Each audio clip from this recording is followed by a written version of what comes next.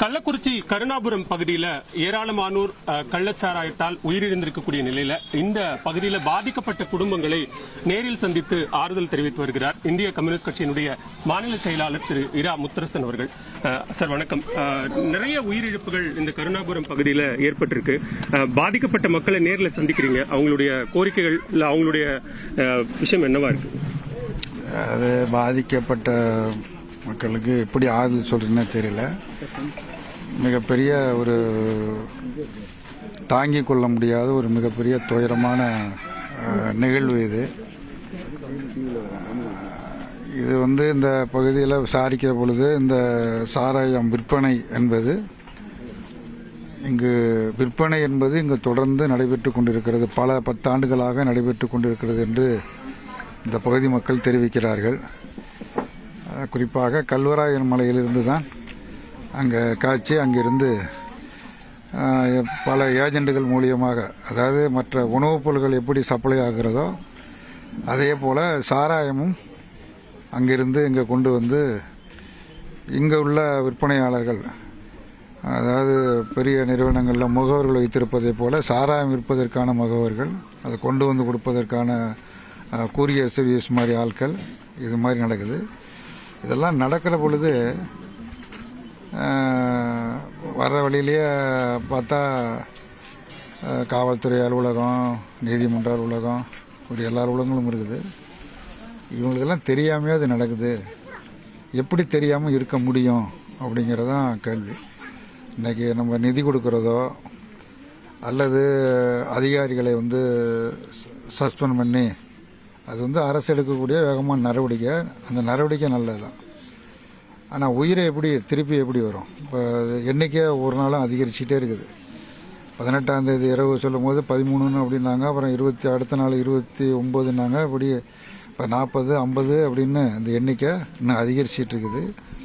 மருத்துவமனையில் நூற்றுக்கணக்கானவங்க பல இடங்களில் இருக்கிறாங்க.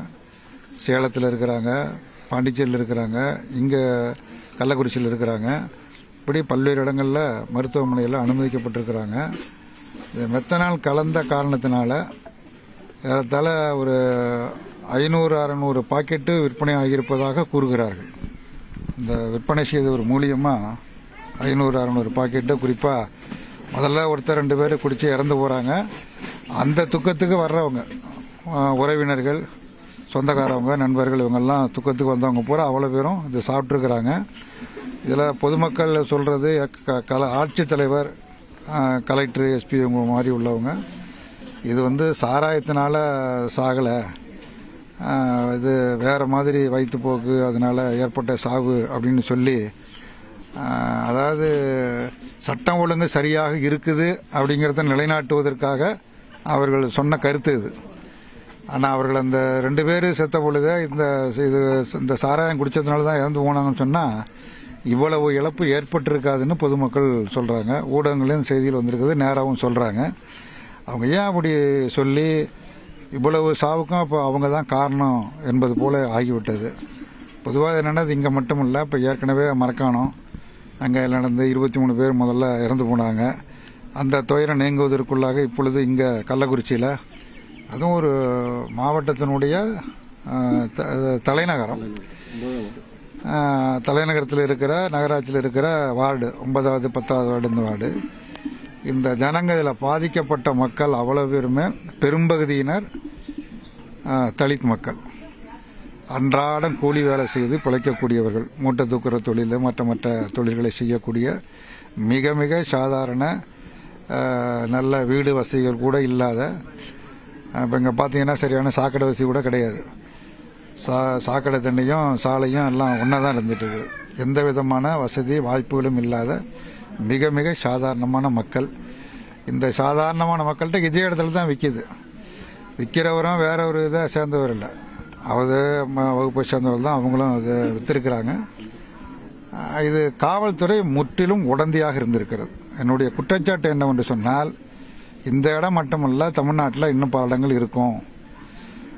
அவங்க மாமூல் வாங்கிக்கிறாங்க, வாரம் வாரம் ஒரு குறிப்பிட்ட தொகையை வாங்கிக்கிறாங்க, வாங்கிட்டு விற்கிறதுக்கு அனுமதி கொடுக்குறாங்க. சட்டபூர்வமாக விற்கக்கூடாது என்று சொன்னாலும், சட்டவிரோத செயல் என்று, சமூக விரோத செயல் என்று சொன்னாலும் கூட உள்ளூர் காவல்துறை, மதுவிலக்கு பிரிவு, வருவாய்த்துறை அத்தனை பேரையும் ஒரு கூட்டு சதி இது. சாராயம் காய்ச்சுபவர்கள் கல்வராயமலையில் இருக்காங்க. கல்வராயமலையில் சாராயம் காய்ச்சுறாங்கிறது எல்லாருக்கும் தெரியும். அது யாருக்கும் தெரியாது அப்படின்னு சொல்ல முடியாது. அதே மாதிரி அங்கேருந்து தான் இங்கே சப்ளை ஆகிறது என்பதும் எல்லோருக்கும் தெரியும். இங்கே விற்று கொண்டு இருக்கிறார்கள் என்பதும் எல்லோருக்கும் தெரியும். விற்கிற சாராயத்தை மக்கள் குடிக்கிறாங்க. ரெண்டாவது, இது டாஸ்மாக் கடையை காட்டிலும் விலையை காட்டிலும் இது விலை குறைவாக கொடுக்கப்படுது. அதுதான் ரொம்ப முக்கியமான காரணம். 30 ரூபாய்க்கு வாங்கினா 30 ரூபா 40 ரூபா இந்த ரேஞ்சில் பாக்கெட்டு கொடுக்கறதுனால இது மலிவான விலைங்கிறது இது வாங்கி குடிக்கிறாங்க. அப்போ துக்கத்துக்கு வந்தவங்க அத்தனை பேரும் துக்கம் காண வந்தவங்க பூரா சாரம் இங்கேயே விற்றதுனால வாங்கி சாப்பிட்டு துக்கத்துக்கு வந்தவங்களுக்கு எல்லாருக்குமே துக்கம் செலுத்துகிற ஒரு மோசமான ஒரு பரிதாபகரமான நிலைமை, மோசமான நிலைமை ஏற்பட்டு இருக்கிறது. மிக கடுமையான முறையில் நடவடிக்கை எடுக்கணும். சாராயம் சாராயம் விற்பனை செய்வர்கள் கைது செய்யப்பட்டிருக்கிறார்கள். மெத்தனால் எங்கிருந்து வருதுன்னு முதலமைச்சரை விசாரிக்க சொல்லி உத்தரவு போட்டிருக்கிறதா இன்னைக்கு செய்தி பார்த்தேன். கல்வராயன் மலையில் சாராயம் காய்ச்சி அங்கேருந்து வருதுன்னு சொல்கிறாங்களே, அது குறித்து அரசு தீவிர நடவடிக்கை எடுக்கணும். அப்போ இவ்வளோ காலமாக இங்கே காய்ச்சி இங்கே கொண்டாந்து விற்றுக்கிட்டு இருக்கிறாங்க அப்படின்னா அதுக்கு உடந்தையாக இருந்த காவல்துறையினர், வருவாய்த்துறையினர், மதுவிலக்கு அவர்கள் மீதும் வழக்கு போடணும். அவர்கள் கைது செய்யப்படணும். எதிர்க்கட்சிகளினுடைய கோரிக்கைகளை அல்லது விமர்சனங்களை எப்படி பார்க்கறீங்க? இந்த ஒட்டுமொத்த மரணங்களுக்கும் அரசு பொறுப்பேற்கணும்னு சொல்றது, சிபிஐ விசாரணை கோருவது, அதையெல்லாம் சிபிசிஐடி விசாரணை போட்டிருக்கிறாங்க. முதலமைச்சர் உடனே நடவடிக்கை எடுத்து கலெக்டரை இடம் மாறுதல் செஞ்சிருக்கிறாரு. எஸ்பியை சஸ்பெண்ட் பண்ணியிருக்கிறாரு. மதுவிலக்கு பிரிவு டிஎஸ்பி மற்றவங்களெல்லாம் தற்காலிக பணி நீக்கம் செஞ்சிருக்கிறாங்க. ஆக அரசு முதல்வரை பொறுத்த மட்டும் இப்படி நடக்கக்கூடாது என்பதில் அவர் ரொம்ப துயரமாக கருதுகிறார். மேலும் இதை தீவிரப்படுத்தி நடவடிக்கை எடுத்து இதுக்கு உடந்தையாக இருந்த இந்த காவல்துறையினர் யாராருன்னு இது தெரியும், யார் இந்த காலகட்டத்தில் பொறுப்பில் இருந்தார்கள். இங்கே கேட்ட எல்லாரும் என்ன சொல்றாங்கன்னா 20 வருஷமா இங்கே விற்கிதுன்னு சொல்றாங்க. 20 வருஷமா இங்கே சாராயம் வித்துக்கிட்டு தான் இருக்கிறாங்க, சாராயம் வாங்கி இங்கே குடிச்சிக்கிட்டு தான் இருக்கிறாங்கிறது இங்கே இருக்கிற எல்லாரும் சொல்றாங்க. எல்லாருமே சொல்றாங்க. இதில் ஒன்றும் கட்சி பிரச்சனை எல்லாம் ஒன்றும் கிடையாது. இங்கே இருக்கிற ஜனங்க பல்வேறு கட்சிகள் அமைப்புகள் இருக்கலாம். அது இப்போ கட்சி பிரச்சனையே அல்ல. இது ஜனங்க சாதாரணமான ஜனங்கிறது தான் நாங்கள் ரொம்ப குறிப்பிட்டு சொல்ற விஷயம். அப்போ எல்லாரும் சொல்றதுன்னா அது தொடர்ந்து இங்கே வித்துக்கிட்டு தான் இருந்தாங்க, தொடர்ந்து நாங்கள் வாங்கி சாப்பிட்டு தான் இருந்தோம்னு சொல்றாங்க. அப்போ தொடர்ந்து விற்கப்படுது அப்படின்னா அது விற்கக்கூடாது, சட்டவிரோதம் தானே. சட்டவிரோதமாக விற்பது எப்படி காவல்துறைக்கு எப்படி தெரியாமல் இருந்தது? அப்போ வாரம் அரசாங்கம் கொடுக்குற சம்பளம் அல்லாமல் இது ஒரு கிம்பளமாக வாரம் வாங்கிய காரணத்தினால் ஏற்பட்ட விளைவு. அதனால அவர்களும் நடவடிக்கை எடுத்து அவர்கள் மீது எஃப்ஐஆர் போடணும், அவர்களும் கைது செய்யப்படும்.